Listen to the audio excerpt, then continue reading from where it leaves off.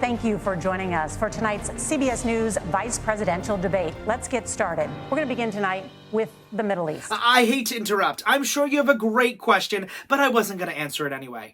I would like to take this opportunity to tell the American people about my biography. Actually, instead, you all can watch it at home in my personal movie, Hillbilly Elegy. You can stream it now on Netflix.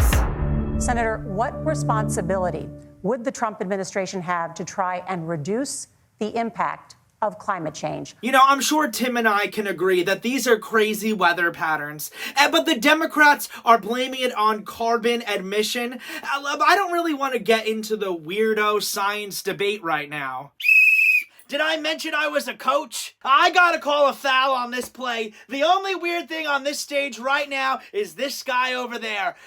Donald Trump, he called climate change a hoax and said that there'd be more beachfront properties. He even brought executives to big oil down to Mar-a-Lago, and at this rate, that's gonna be underwater any day now. The governor mentioned that President Trump has called climate change a hoax. Do you agree? Yes. Senator Vance, you still have 23 seconds there. Do you want to answer? Well, can I have it? Because I want to let the American people know that Senator Vance knows he's lying. He knows he's not telling the truth about Springfield, Ohio. Even his own governor said it's not true. The governor had to send state law enforcement to help get kindergarteners to school. In Springfield, Ohio, the schools and the hospitals are overwhelmed. But the folks I'm worried about most are the American pets. They are literally losing their lives thanks to Kamala Harris. Thank you, Governor. And just to clarify for our viewers, Springfield, Ohio does have a large number of Haitian migrants. Margaret, this is important though. Margaret, I have to make this point. Margaret, please. The rules, Margaret, were that you weren't going to fact check me. And since you are, I'm going to double down and add that you can get legal status with just the wave of Kamala Harris's magic wand. Hey, wait a second. I thought we said no props. This is actually what I wanted to bring up.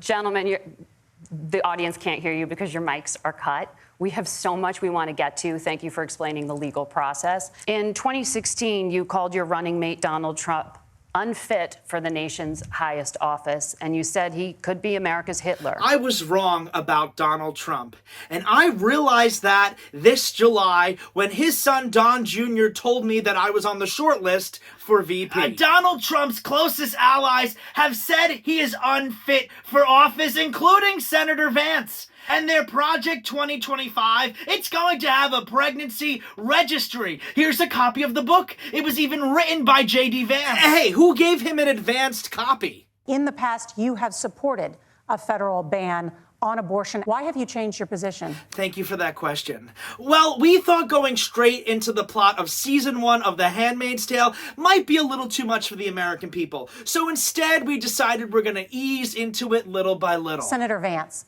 at the last presidential debate, former President Trump was asked about replacing the Affordable Care Act. In response, he said, I have concepts of a plan. Well, Trump wasn't going to stand up there and bore everyone with 900 pages of a bill. Trump could have destroyed Obamacare. Instead, Trump saved the Affordable Care Act. Let's not forget, it was John McCain who stopped him.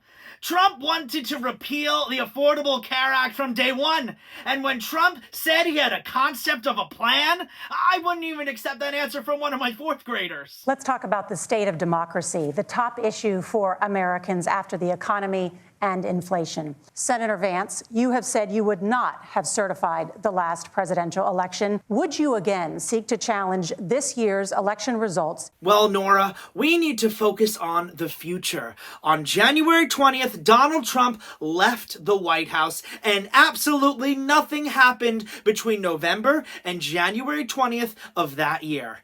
Kamala Harris is actually the threat to democracy. She is censoring misinformation, and the American people deserve to be misinformed. This is troubling.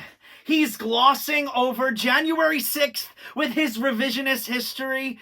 You know why Mike Pence isn't standing on the stage tonight? Always ask your employer why the position is open. Let me ask you, did Donald Trump win the 2020 election? Senator Vance, did you want to respond to that? I'm looking towards the future. And as Kamala Harris says, we are not going back.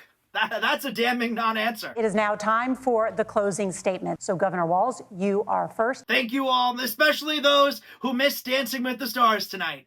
I just want to say we have Bernie Sanders, Dick Cheney, Chappell Roan by default, and of course, Taylor Swift, which I'm repping her friendship bracelets right here. And we can all agree on one thing. They're crazy. Senator Vance, your closing statement. Kamala Harris is keeping us hungry. And no, not even Ozempic will help. This is because of her failed policies. We need some serious change. And that's why tonight I am asking you, the American people, to vote for the guy who's already had this job. And for all of us here at CBS News, thank you and good night.